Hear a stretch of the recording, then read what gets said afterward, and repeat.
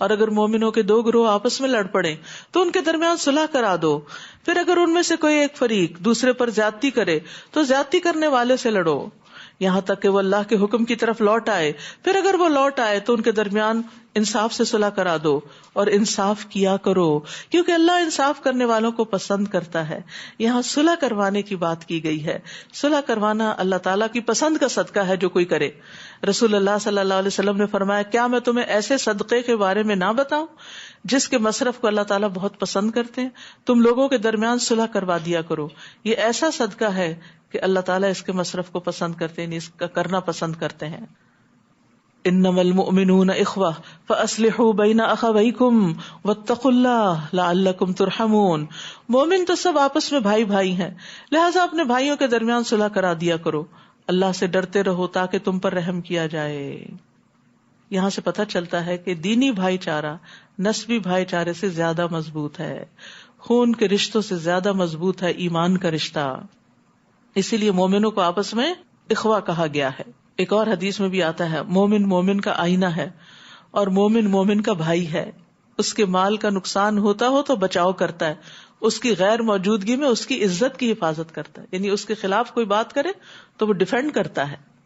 یا ایھا الذین آمنوا لا یسخر قوم من قوم عسى ان یکونوا خیرا منہم ولا نساء من نساء عسى ان یکن خیرا منہن. اے ایمان والو, تمہارا کوئی گروہ دوسرے گروہ کا مذاق نہ اڑائے. ہو سکتا ہے وہ مذاق اڑانے والوں سے بہتر ہو یعنی اللہ کی نگاہ میں, اور نہ ہی عورتیں دوسری عورتوں کا مذاق اڑائیں, ہو سکتا ہے کہ وہ ان سے بہتر ہوں. اور ایک دوسرے پر تانا زنی نہ کرو اور نہ ہی ایک دوسرے کے برے نام رکھو.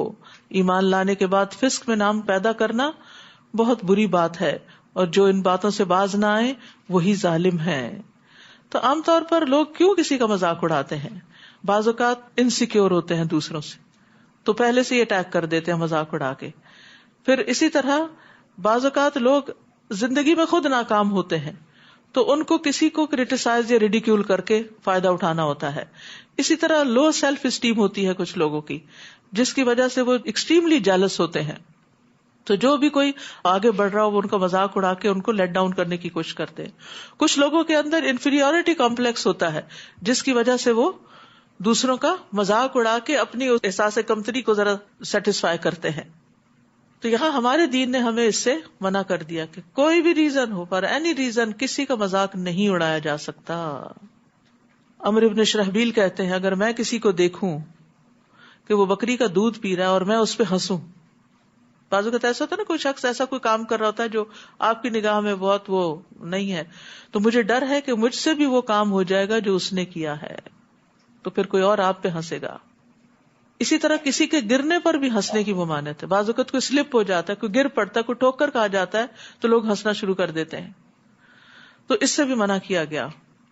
حضرت عائشہ کے سامنے ایسے ہی کچھ نوجوان ہنس رہے تھے, آپ نے پوچھا تو کہا فلاں آدمی خیمے کی رسی سے گر گیا تو اس کی آنکھ یا گردن جاتے جاتے بچی ہے. حضرت عائشہ نے فرمایا مت ہنسو, کیونکہ میں نے رسول اللہ صلی اللہ علیہ وسلم سے سنا ہے, آپ نے فرمایا جس مسلمان کو کوئی کانٹا یا کانٹے سے بڑھ کر کوئی چیز لگ گئی ہو تو اس کے بدلے اس کے لیے ایک درجہ لکھا جاتا ہے اور اس کے ذریعے اس کا گناہ مٹا دیا جاتا ہے. یعنی اگر وہ گرا تھا تو اس کے تو درجے بلند ہوئے اور تم اس پہ ہنس رہے ہو. اور عموماً انسان دوسرے کو حقیر سمجھ کے اس پہ ہنستا ہے, تو نبی صلی اللہ علیہ وسلم نے فرمایا انسان کے بدترین ہونے کے لیے یہی کافی ہے کہ وہ اپنے مسلمان بھائی کو حقیر سمجھے. وَلَا تَلْمِزُوا أَنفُسَكُمْ, دوسروں کو تانا بھی نہیں دینا چاہیے. مومن بھائی کو تانا دینا دراصل خود کو تانا دینا ہے, کیونکہ سب مومن ایک جسم کی مانند ہے. نبی صلی اللہ علیہ وسلم نے فرمایا مومن تانا دینے والا نہیں ہوتا. کسی کو بدلے کے طور پر بھی تانا نہیں دینا چاہیے, کیونکہ بعض اوقات کوئی آپ کو تانا دیتا نا تو آپ کہتے تم ہوگے, تم ایسے, اور تمہارے نعوذ باللہ ماں باپ اور فلاں فلاں ایسا, پھر اور ظلم میں آگے بڑھ جاتے ہیں. پھر اسی طرح دوسروں کے عیب تلاش نہیں کرنے چاہیے. نبی صلی اللہ علیہ وسلم نے فرمایا تم ایک دوسرے سے قطع تعلق ہی نہ کرو, نہ ایک دوسرے سے روگردانی کرو, اور نہ کسی کے عیب تلاش کرو, اور نہ ہی تم میں سے کوئی کسی کی بیع پر بیع کرے, اور اللہ کے بندو بھائی بھائی بن جاؤ. نبی صلی اللہ علیہ وسلم نے فرمایا سب سے بڑا سود یہ ہے کہ آدمی ناحق کسی مسلمان کی عزت سے کھیلے. پھر فرمایا اے ایمان والو بہت گمان کرنے سے پرہیز کرو, کیونکہ بعض گمان گناہ ہوتے ہیں. کسی کی عیب جوئی نہ کرو, اور نہ ہی تم میں سے کوئی کسی دوسرے کی غیبت کرے. کیا تم میں سے کوئی یہ پسند کرتا ہے کہ اپنے مردہ بھائی کا گوشت کھائے؟ تم تو خود اس کو ناپسند کرتے ہو. اور اللہ سے ڈرتے رہو، اللہ ہر وقت توبہ قبول کرنے والا اور رحم کرنے والا ہے. تو دوسرے کے بارے میں برے گمان سے بچنا چاہیے.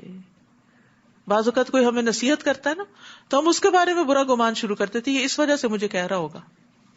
تو یہ بھی بدگمانی ہے. آپ کو کیا پتا کہ کیوں کہہ رہا ہے. فرمایا بدگمانی سے بچو کیونکہ بدگمانی سب سے زیادہ جھوٹی بات ہے.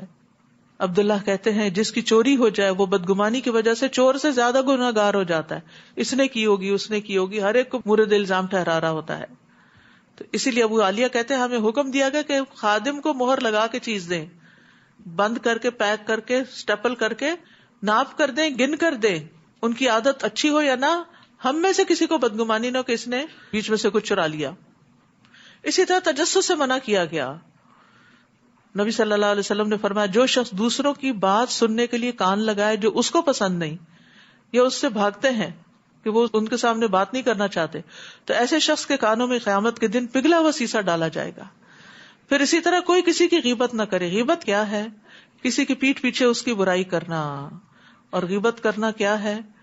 کہ ایسی بات کرنا جس کو وہ ناپسند کرے، چاہے اس کے دین میں ہو، اس کے جسم میں ہو یا دنیا میں ہو، اس کے نفس میں، اس کی بناوٹ میں، اس کے اخلاق میں، اس کے مال میں، اس کی اولاد میں، اس کے والدین، اس کی بیوی، اس کے خادم میں، یا اس کے کپڑوں میں، یا اس کی مسکراہٹ میں، یا اس کے کسی گناہ میں، اس کے غصے میں یا خوشی میں.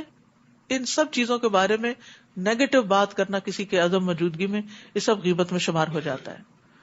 اب مثلا بعض اوقات ہم کہتے ہیں فلاں کے غصے سے تو اللہ کی پناہ، یہ بھی غیبت ہے. یعنی آپ اس کو ایک طرح سے پورٹرے کر رہے ہیں کہ بہت ہی برا انسان ہے. ہو سکتا ہے کہ کسی وقت اچھا بھی کرتا ہو، آپ کو کیا پتا اس کا کیا مقام ہے. پھر اسی طرح غیبت وہی ہے جو عیب کسی کے اندر ہے اسی کا ذکر کرنا. جو عیب ہے نہیں وہ تو پھر بہتان ہو گیا. بے جا تبصرے کرنا. رسول اللہ صلی اللہ علیہ وسلم کے پاس ایک آدمی کا ذکر کیا گیا، جب تک اسے کھلایا نہ جائے کھاتا نہیں، جب تک سوار نہ کرو سوار نہیں ہوتا. نبی صلی اللہ علیہ وسلم فرمایا تم لوگوں نے اس کی غیبت کی. صحابہ نے کہا اللہ کے رسول یہ باتیں تو وہی ہیں جو اس کے اندر ہیں. آپ نے فرمایا یہی تو غیبت ہے کہ تم اپنے بھائی کے اس عیب کا ذکر کرو جو اس کے اندر موجود ہے. اسی طرح کسی کی نقل اتارنا. ایک مرتبہ حضرت عائشہ نے نبی صلی اللہ علیہ وسلم کے سامنے کسی عورت کی نقل اتاری تو آپ صلی اللہ علیہ وسلم نے فرمایا کہ تم نے اس کی غیبت کی ہے، یعنی کسی کی آواز کی یا کسی سٹائل کی. پھر اسی طرح غیبت زبان سے بول کے بھی ہوتی ہے، لکھ کے بھی ہوتی ہے، آنکھ کے اشارے سے، ہاتھ کے اشارے سے، ایموٹیکن سے بھی ہوتی ہے. ٹھیک ہے، یعنی آپ کسی کے جسم کے بارے میں تبصرہ کریں کہ وہ ایسا چندی آنکھوں والا ہے، فلاں تو نمازوں میں بڑی سستی کرتا ہے، فلاں ادب آداب سے خالی ہے، فلاں فاسق ہے، فلاں بد اخلاق ہے، فلاں میلے کچیلے کپڑے پہنتا ہے. تو اسی طرح غیبت نہ کرنی چاہیے نہ ہی سننی چاہیے. ابو قلابہ کہتے جب سے مجھے غیبت کا گناہ پتا چلا ہے میں نے کبھی کسی کی غیبت نہیں کی. میمون کسی کی غیبت کرنے نہیں دیتے تھے، کوئی ان کے پاس کرتا تو اٹھ کے چلے جاتے تھے. عمر بن خطاب کہتے ہیں لوگوں کے بارے میں باتیں کرنے سے بچو کیونکہ یہ ایک بیماری ہے. اللہ کا ذکر کرو کیونکہ اس میں شفا ہے.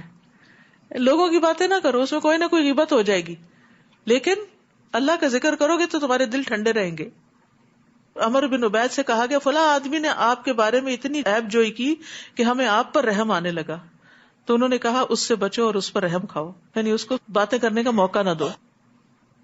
یا ایھا الناس انا خلقناکم من ذکر و انثی، اے لوگوں ہم نے تمہیں ایک مرد اور ایک عورت سے پیدا کیا اور تمہاری ذاتیں اور قبیلے اس لیے بنائے تاکہ تم ایک دوسرے کو پہچان سکو، ورنہ اللہ کے نزدیک سب سے زیادہ قابل عزت وہی ہے جو تم میں سب سے زیادہ پرہیزگار ہو. یہ اوپر والی ساری اخلاقی برائیوں سے بچتا ہو تو وہ متقی ہوگا. بلا شبہ اللہ سب کچھ جاننے والا اور باخبر ہے. تو یہ ذات پات کے جو قصے ہیں نا اور قبیلوں اور کنبوں کی وجہ سے فخر جتانا یہ بھی ناپسندیدہ ہے. عزت کسی خاص قبیلے یا کلان سے ہونے کی وجہ سے نہیں ہوتی، عزت ہوتی ہے اللہ کے ہاں تقویٰ کی وجہ سے.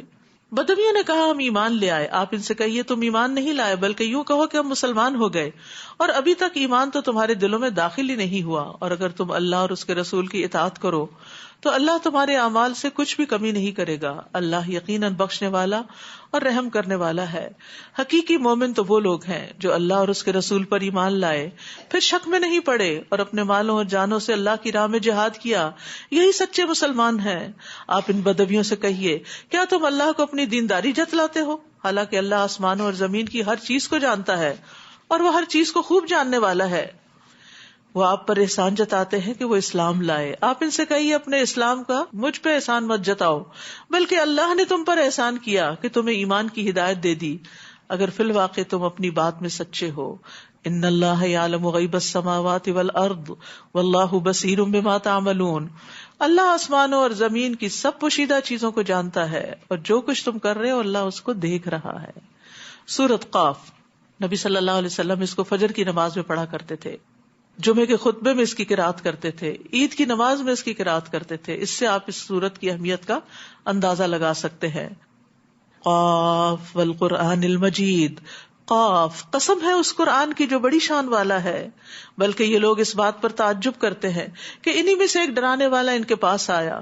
چنانچہ کافروں نے کہا, یہ تو بڑی عجیب بات ہے, کیا جب ہم مر جائیں گے اور مٹی بن جائیں گے تو پھر دوبارہ اٹھائے جائیں گے؟ یہ واپسی تو عقل سے بعید ہے. ہم جانتے ہیں کہ زمین ان کے مردہ اجسام میں کیا کچھ کمی کرتی ہے, اور ہمارے پاس ایک کتاب ہے جس میں سب کچھ محفوظ ہے. بلکہ جب حق ان کے پاس آیا تو انہوں نے اسے جھٹلا دیا. چنانچہ یہ لوگ ایک الجھی ہوئی بات میں پڑ گئے. یعنی جب انسان حق کو چھوڑ دیتا ہے تو کنفیوژن کا شکار ہوتا ہے, اور اس کا دین اس پہ خلط ملط ہو جاتا ہے, اس کے معاملات کنفیوز ہو جاتے ہیں. اس لیے ایمان بڑا ضروری, اعتماد بڑا ضروری ہے کہ اللہ اور اس کے رسول نے جو فرمایا سچ فرمایا ہے. اب مجھے اس کو سمجھنے کی کوشش کرنا, نہ کہ ان کے اوپر کوئی الزام دھرنا ہے. کیا انہوں نے اپنے اوپر آسمان کی طرف نہیں دیکھا کہ ہم نے کس طرح سے اسے بنایا اور آراستہ کیا, اور اس میں کوئی شگاف بھی نہیں, اور زمین کو ہم نے پھیلا دیا اور اس میں مضبوط پہاڑ رکھ دیے, اور اس میں ہر طرح کی پربہار چیزیں اگائیں. ان چیزوں میں ہر رجوع کرنے والے بندے کے لیے بصیرت اور سبق حاصل کرنے کا سامان ہے. اور ہم نے آسمان سے برکت والا پانی نازل کیا جس سے ہم نے باغ اگائے اور اناج بھی جو کاٹا جاتا ہے. تو اس لیے کبھی چند قطرے اوپر پڑ جائیں بارش کے تو پریشان نہ ہوا کرے, خوش ہوا کرے, اللہ یہ کہ بہت ٹھنڈ ہو, کیونکہ اللہ نے اس پانی کو بابرکت کہا نا, تو یہ بیماریوں کا علاج بھی ہو سکتا ہے. اور کھجور کے بلند و بالا درخت بھی جن پہ تہ بتہ خوشے لگتے ہیں, یہ بندوں کے لیے رزق ہے. اور اس پانی سے ہم ایک مردہ زمین زندہ کر دیتے, تو جن کے دل مردہ ہو چکے ہوں وہ اس سے دلوں کی زندگی کا سامان کریں. تمہارا زمین سے دوبارہ نکلنا بھی اسی طرح ہوگا.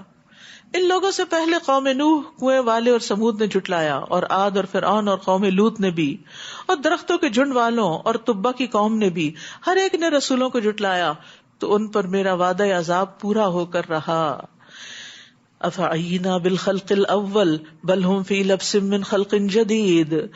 کیا ہم پہلی بار پیدا کرنے سے تھک گئے ہیں؟ بلکہ اصل بات یہ ہے کہ یہ لوگ اثر نو پیدائش کے متعلق شک میں پڑے ہوئے ہیں. وَلَقَدْ خَلَقْنَا الْإِنسَانَ وَنَعْلَمُ مَا تُوَسْوِسُ بِهِ نَفْسُهُ وَنَحْنُ أَقْرَبُ إِلَيْهِ مِنْ حَبْلِ الْوَرِيدِ.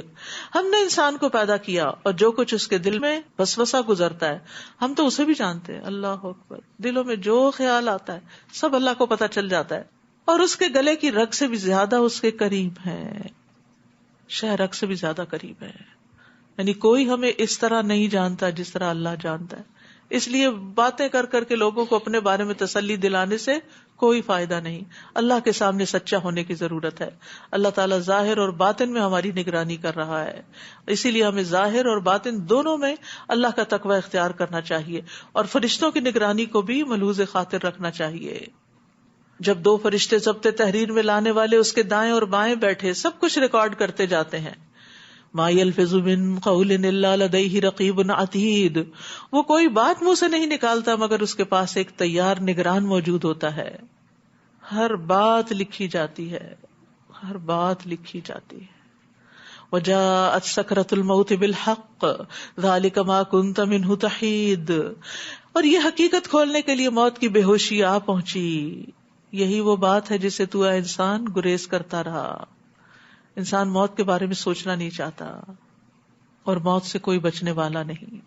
ہم جتنا مرضی اس سے بھاگ لیں. قل ان الموت الذی تفرون منہ فانہ ملاقیکم. جس موت سے تم بھاگتے ہو وہ یقیناً تم سے ملنے والی ہے.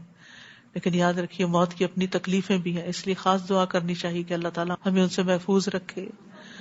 وَنُفِخَ فِي الصُّورِ ذَلِكَ يَوْمُ الْوَعِيدِ، پھر جب سور پھونکا جائے گا تو اس سے کہا جائے گا یہی عذاب کے وعدے کا دن ہے.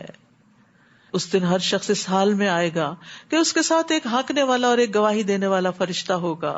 بلا شبہ تو اس دن سے غافل رہا، سو آج ہم نے تیری آنکھوں سے پردہ اٹھا دیا ہے اور آج تیری نگاہ خوب تیز ہے. اور اس کا ساتھی فرشتہ کہے گا یہ اس کا نامہ اعمال میرے پاس تیار موجود ہے. سائق اور شہید دونوں فرشتوں کو حکم ہوگا کہ ہر سرکش کافر کو جہنم میں پھینک دو جو مال میں بخل کرنے والا، حد سے بڑھنے والا اور شک میں پڑا ہوا تھا، جس نے اللہ کے علاوہ کوئی اور الہ بھی بنا رکھا تھا، لہٰذا اسے سخت عذاب میں پھینک دو. اب آپ دیکھیے، شرک اور شک کے علاوہ حد سے بڑھنا اور مال میں بخل کرنا، یہ سب چیزیں جہنم میں لے جانے والی ہیں. اللہ ہمیں ان سے بچائے. اور اس کا ساتھی عرض کرے گا ہمارے رب، میں نے اسے سرکش نہیں بنایا تھا بلکہ یہ خود دور تک گمراہی میں پڑا ہوا تھا. اللہ تعالیٰ فرمائے گا میرے ہاں جھگڑا مت کرو، میں تمہیں پہلے ہی اس وعید کی خبر دے چکا تھا. میرے ہاں بات بدلی نہیں جا سکتی اور میں اپنے بندوں کے لیے ظالم بھی نہیں. یوم نقول لجہنم هل امتلأت وتقول هل من مزید، اس دن ہم جہنم سے پوچھیں گے کیا تو بھر گئی؟ وہ کہے گی کیا کچھ اور بھی ہے. استغفر اللہ، استغفر اللہ. یعنی اس کثرت سے لوگوں کو اس میں پھینکا جائے گا. اللہ ہمیں اس سے بچا لے. اور جنت کو پرہیزگاروں کے قریب کر دیا جائے گا، وہ کچھ دور نہ ہوگی. کہا جائے گا یہ ہے جس کا تم سے وعدہ کیا جاتا تھا، ہر رجوع کرنے والے اور حفاظت کرنے والے کے لیے ہے. اواب حفیظ.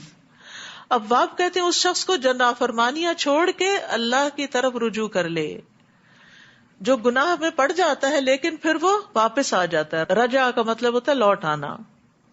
اور اواب ابن عباس کہتے ہیں وہ ہے جو تسبیح پڑھتا ہے. یہ اللہ کے اس قول سے لیا گیا ہے یا جبال اوبی معہ والطیر، اے پہاڑوں اس کے ساتھ تسبیح کو دہراؤ اور پرندے بھی.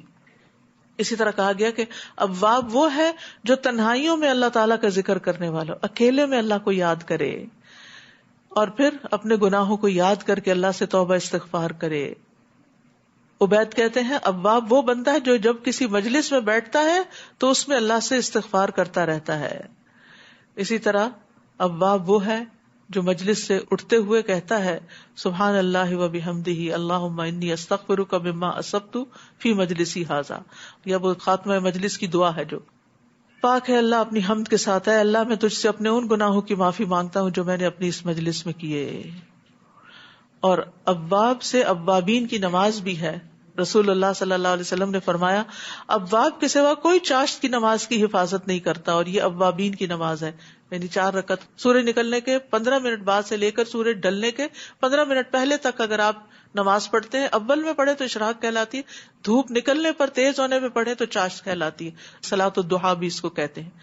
تو جو اوابین ہوتے ہیں وہ اس نماز صلاۃ الاوابین کی ہی حفاظت کرتے ہیں.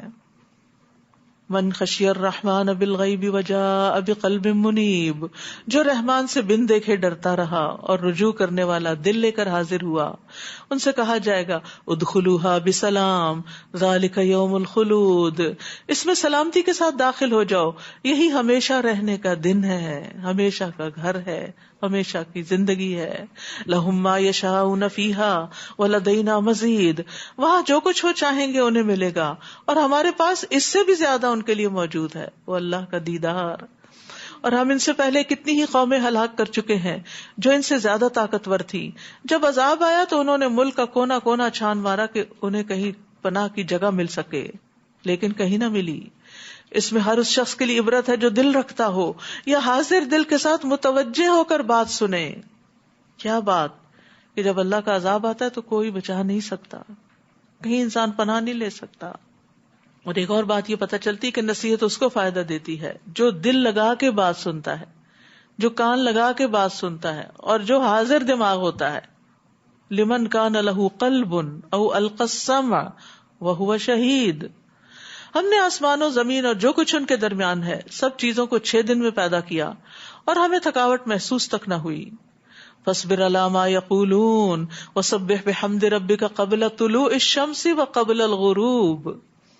پس اے نبی صلی اللہ علیہ وسلم جو کچھ یہ کہہ رہے ہیں اس پر صبر کیجئے اور اپنے رب کی حمد کے ساتھ سورج طلوع ہونے سے پہلے اور سورج غروب ہونے سے پہلے تسبیح کیجئے. یہ قرآن کا حکم بھی ہے، نبی صلی اللہ علیہ وسلم نے بھی اس کی تاکید کی ہے. اور یہ 2 اوقات تسبیح کے ہیں. جو ان میں تسبیح کر لیتا ہے وہ اس دن سب سے زیادہ افضل اعمال لے کر آتا ہے، الا یہ کہ کسی اور نے بھی اس جیسی تسبیح کی ہو. تو تسبیحات کی فضیلت آپ کو بار بار بتائی جاتی رہی ہے. اللہ کے محبوب ترین کلمے ہیں. ایک بار تسبیح پڑھنے سے زمین آسمان بھر جاتا ہے اور نیکیاں ملتی ہیں. دن میں 100 مرتبہ سبحان اللہ کہنے سے 1000 نیکیاں ملتی ہیں، 1000 گناہ مٹتے ہیں. پھر اسی طرح جس نے سورج طلوع ہونے اور غروب ہونے سے پہلے سبحان اللہ 100 بار کہا تو یہ 100 اونٹوں سے بہتر ہے اس کے لیے. یقین کریں کہ 2 منٹ سے زیادہ شاید آپ کے نہ لگے. سبحان اللہ سبحان اللہ سبحان اللہ 100 دفعہ. چھوٹا عمل ہے، بہت بڑی جزا ہے، لیکن ہم اس وقت کاموں میں، باتوں میں، سوشلائزنگ میں اتنے مصروف ہوتے ہیں. اب جیسے مسجدوں میں افطاریاں ہو رہی ہوتی ہیں کہ افطار سے پہلے کیا ہو رہا ہوتا ہے؟ وہ ذکر اور تسبیح کا وقت ہے. ٹھیک ہے کچھ لوگ سرو کرنے کے لیے ارینجمنٹس کر رہے ہوتے ہیں، تھوڑا سا ارینجمنٹس کو اور پہلے کر لیں. آخری چند گھڑیاں جو ہیں وہ ٹوٹلی سب مل کے بیٹھ کے سکینت کے ساتھ اللہ کے ذکر میں گزاریں، کیونکہ یہ کمائی کے دن ہے. یعنی اگر 10 منٹ پہلے کام شروع کر لیں گے تو 10 منٹ پہلے فارغ بھی تو ہو جائیں گے نا.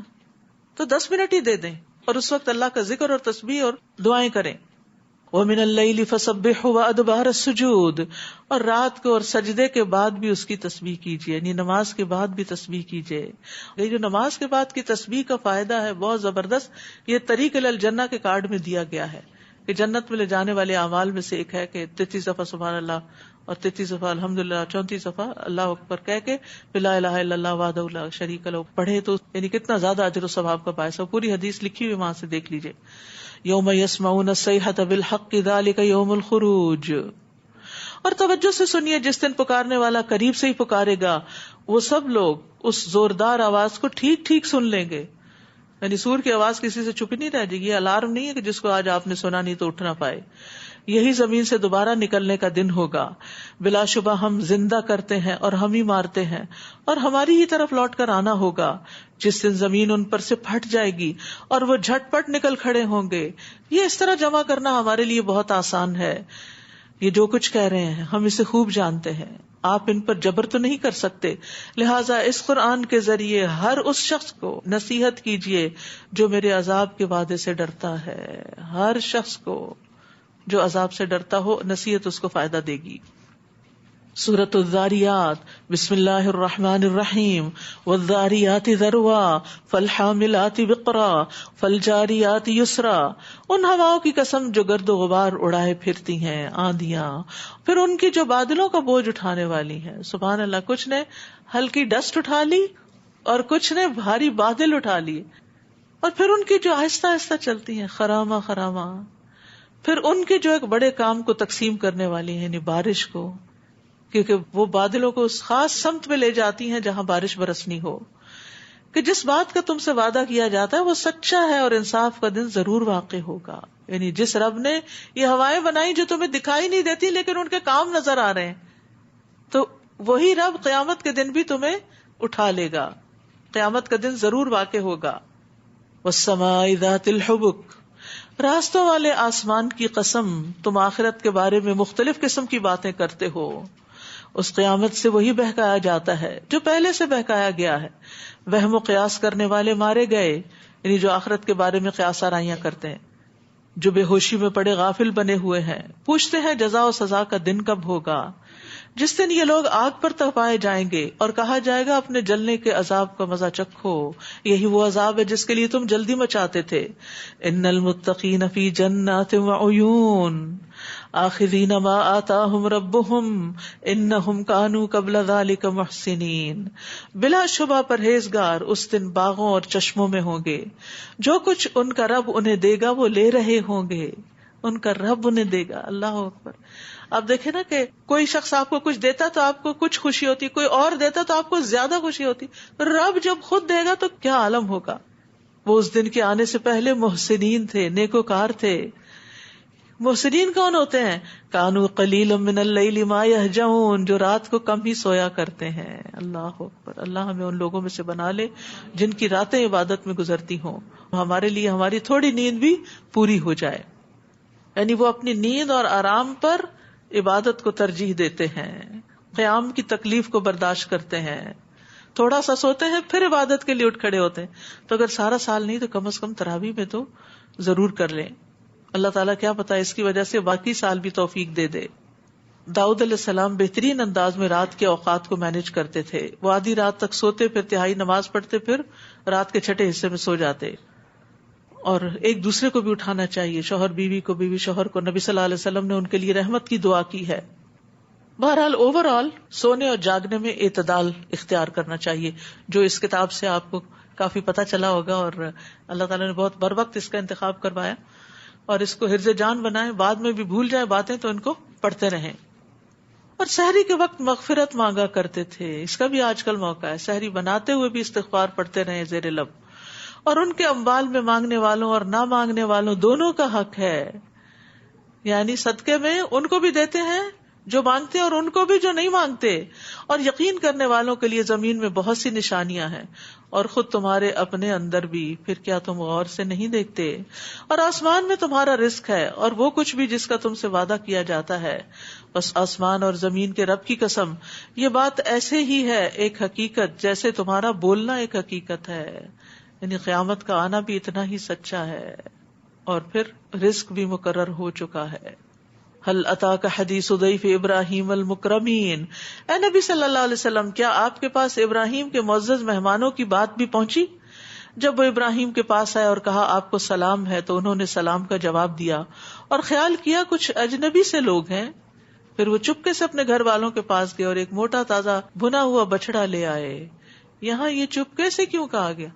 پوچھنے کی نہیں ضرورت اور مہمان کو جتلانے کی بھی ضرورت نہیں اور بتانے کی بھی نہیں. خاموشی سے ہی سروس دیجیے، کیونکہ بعض اوقات مہمان کے سامنے ہی اتنی آوازیں بلند ہونے لگتی ہیں لوگوں کی، یہ لے آؤ وہ لے آؤ، وہ اوور ویلڈ ہو جاتا ہے اور پریشان ہو جاتا ہے اور وہ پھر صحیح سے کھا بھی نہیں سکتا. تو مہمان کو سنائے بغیر سامان ضیافت لانا چاہیے، آرام سے سکون کے ساتھ. اور یہ مہمان کے اکرام کا حصہ ہے، کیونکہ مہمان کو اگر پتہ چل جائے کہ کیا کیا پردے کے پیچھے ہو رہا ہے تو یہ پھر مہمان کے لیے بڑی گراں بات ہوتی ہے اور اس کو شرم آنے لگتی ہے. اور بعض اوقات یہ کہا جاتا ہے کہ آپ یہیں بیٹھے میں آپ کے لیے کچھ لے کے آتی ہوں. تو ابراہیم علیہ السلام نے یہ بھی نہیں کہا. ٹھیک ہے، یعنی کوئی بھی ایسی بات نہ کی جائے جس میں مہمان کو شرمندگی محسوس ہو. بس سمپل سا فارمولا ہے. اور اسے ان کے سامنے پیش کیا اور پوچھا تم کھاتے کیوں نہیں؟ پھر اپنے دل میں ان سے خوف محسوس کیا. وہ کہنے لگے ڈرو نہیں. پھر انہوں نے ابراہیم کو ایک علم والے لڑکے کی خوشخبری دی. پھر اس کی بیوی بھی چلاتی ہوئی آگے بڑھی. اس نے اپنا منہ پیٹا اور کہنے لگی ایک تو بڑھیا دوسرے بانج. قالوا كذلك قال ربك انه هو الحكيم العليم. وہ کہنے لگے تمہارے رب نے یوں ہی فرمایا ہے، بلا شبہ وہ بڑا حکمت والا، سب کچھ جاننے والا ہے. اللہ ہمیں بھی علم اور حکمت عطا فرمائے. وآخر دعوانا ان الحمد للہ رب العالمین. سبحانک اللہم وبحمدک اشہد ان لا الہ الا انت استغفرک واتوب الیک. السلام علیکم ورحمۃ اللہ وبرکاتہ.